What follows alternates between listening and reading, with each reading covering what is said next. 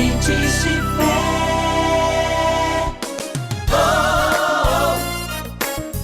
Pastor Oídes José do Carmo. Olá, meus amados, aqui estamos na graça e na paz do Senhor para trazer ao seu coração uma palavra que eu sei vai edificar a sua vida, abençoar o seu coração e trazer edificação, porque essa palavra está comigo, mas naturalmente ela não é minha, é a palavra de Deus.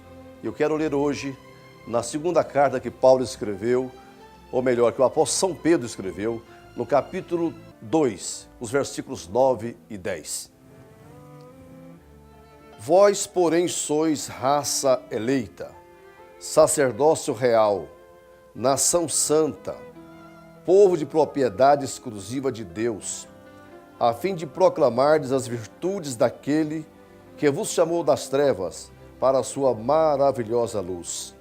Vós sim, que antes não erais povo, mas agora sois povo de Deus, que não tinhais alcançado misericórdia, mas agora alcançastes misericórdia.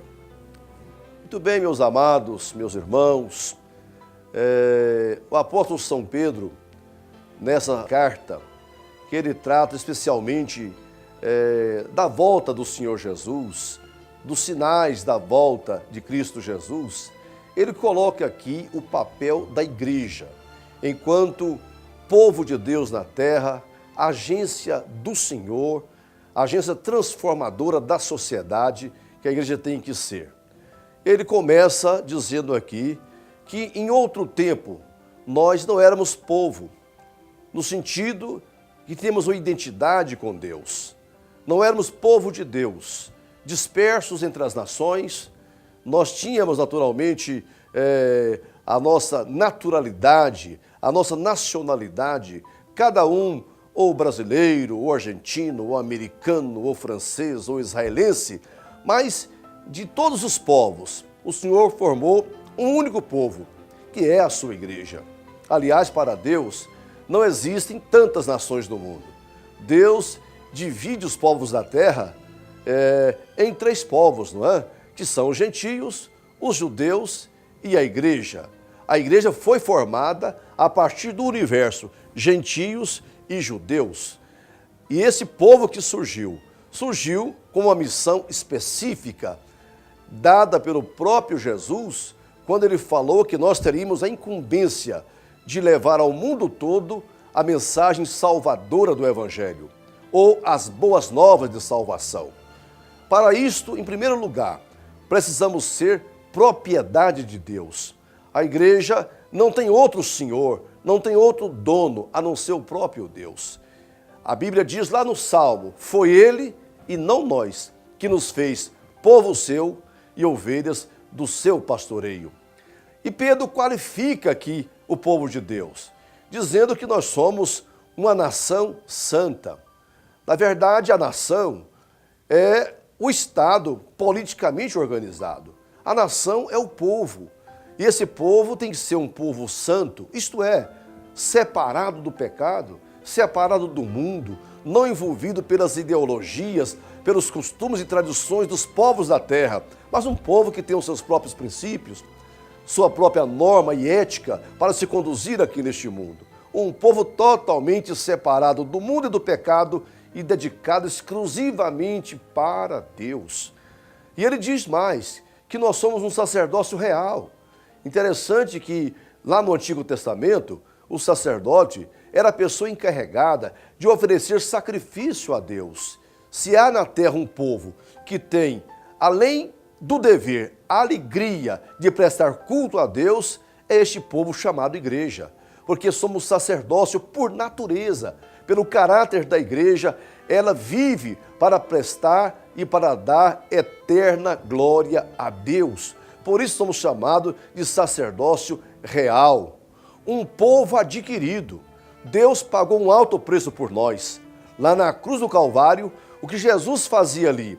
Ele estava resgatando esse povo, pagando um alto preço. E o próprio São Pedro diz em uma de suas cartas que não foi com ouro e nem prata que fomos resgatados da nossa vã maneira de viver, mas com o precioso sangue de Jesus Cristo, como de um cordeiro imaculado e incontaminado. Então o Senhor pagou um alto preço por nós. Uma das antigas canções do povo de Deus diz mais ou menos assim, a respeito da igreja: tu eras escrava, vendida ao pecado, mas hoje pertence àquele que o preço pagou.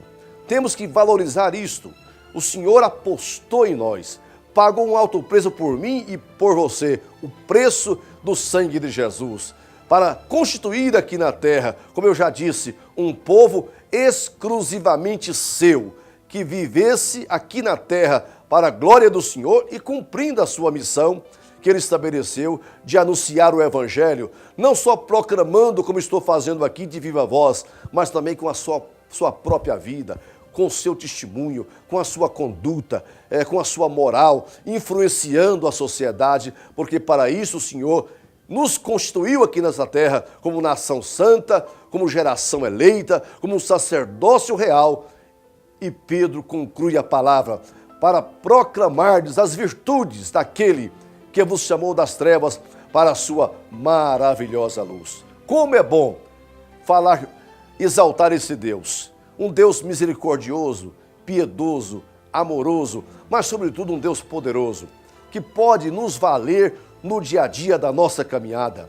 O Senhor não somente tem interesse em nos ajudar, como Ele tem todo o poder e graça para nos valer.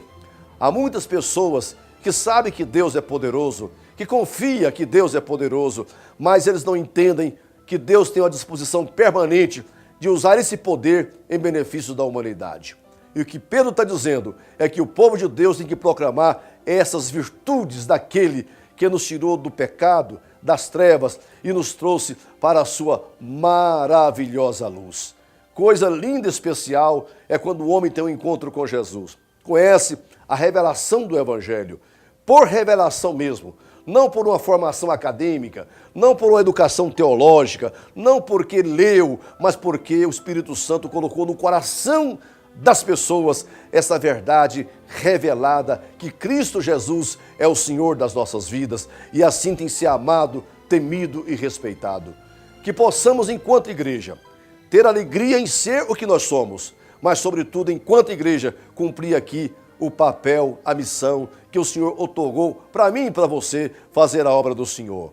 Que você se torne hoje um multiplicador desta informação, que possa levar aos seus parentes, amigos, vizinhos, à nação brasileira e ao mundo, esta verdade que Deus é misericordioso, que Ele é piedoso, que Ele é poderoso e que Ele é o único Salvador e que possui muitas outras virtudes, porque a palavra diz, para que anuncieis as virtudes. Virtudes são qualidades que Deus possui, tantas qualidades de ordem natural como de ordem sobrenatural que Ele pode nos valer.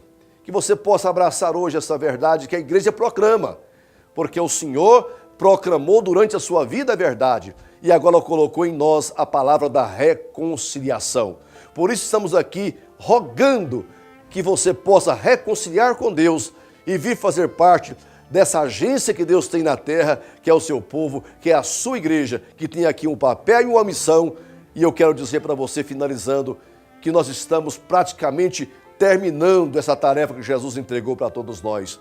Daqui a pouco veremos o ecoar da trombeta de Deus, a voz do arcanjo, e o Messias há de voltar até as nuvens para buscar exatamente esta igreja gloriosa que Ele construiu aqui com a missão, mas uma missão temporária, porque daqui a pouco iremos para a eternidade. Que Deus te abençoe, em o nome de Jesus.